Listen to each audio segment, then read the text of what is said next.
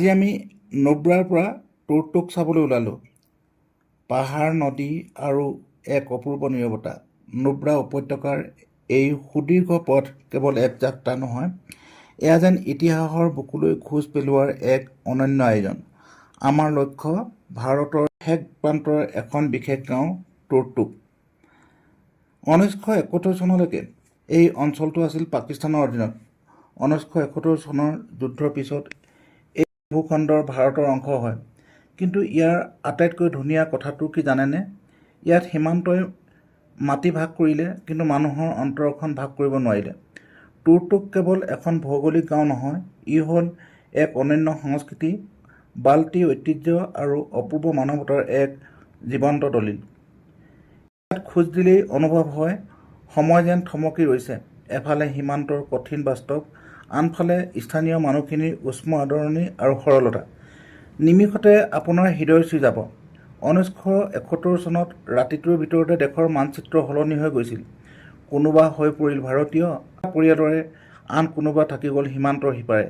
এই বিচ্ছেদৰ উচুপনি ইয়াত আজিও বতাহত উপঙি থাকে। টুকটুকৰ পৰা আৰু অলপ আগুৱাই গৈ আমি পালোহি থাং, ভাৰতৰ একেবাৰে শেষ সীমান্তৱৰ্তী গাঁও। ইয়াৰ পৰা চকুৰ সন্মুখতে দেখা পোৱা যায় আৰু শত্ৰুৰ শিবিৰ। ঠিক সন্মুখৰ পাহাৰটোৰ সিপাৰেই পাকিস্তান। সিপাৰৰ গাঁওখনৰ ঘৰবোৰ ইয়াৰ পৰা স্পষ্টকৈ দেখা পোৱা যায়। এই স্থানত থিয় হ'লে এক অদ্ভুত শিহৰণ জাগে। মনলৈ আহে দেশপ্ৰেম কি?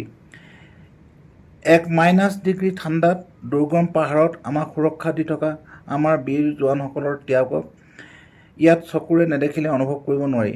একে সময়তে বুকুখনে কান্দি উঠে এই ভাবি যে মাজত মাত্ৰ কেইমিটাৰমানৰ দূৰত্ব, কিন্তু মানুহে সজা এই সীমান্তই দুখন গাঁৱক, দুখন অন্তৰক কিদৰে চিৰদিনৰ বাবে পৃথক কৰি ৰাখিলে।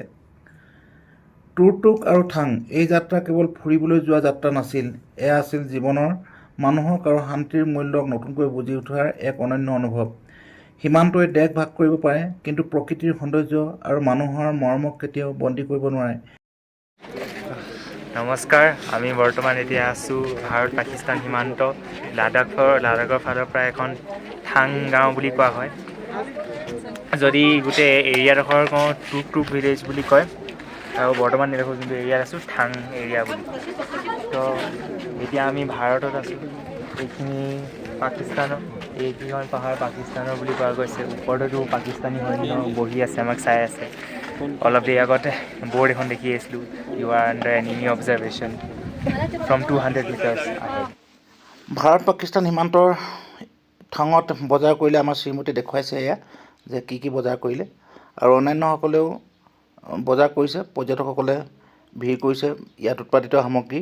আৰু এইফালে বাওঁফালে আছে ভাৰতবৰ্ষ আৰু সোঁফালে আছে পাকিস্তানৰ সীমান্ত। মই দেখুৱাব বিচাৰিছোঁ যে কেনেকৈ দুখন দেশক দুটা পাহাৰে বিভাজন কৰিছে। এইফালে শুকান পাহাৰ, এই সুন্দৰ পাহাৰ, প্ৰকৃতিৰ এক অনন্য সৃষ্টি।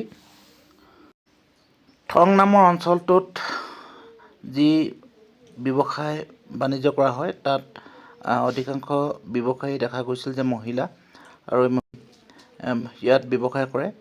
আৰু পৃথিৱীৰ বিভিন্ন ঠাইৰ পৰা পৰ্যটক আহে। আৰু এই টুকটুকৰ বৃহত্তৰ অঞ্চলৰ ভিতৰত থং এটুকুৰা ঠাই, আৰু এই থং ঠাইটুকুৰা এটা যাদুঘৰ আছে। ইয়াত সুস্বাদু আহাৰ পোৱা যায়, আৰু ইয়াত উৎপাদিত বিভিন্ন সামগ্ৰী ইয়াত বজাৰ বহে। মই দেখুৱাব বিচাৰিছোঁ এই বজাৰখন।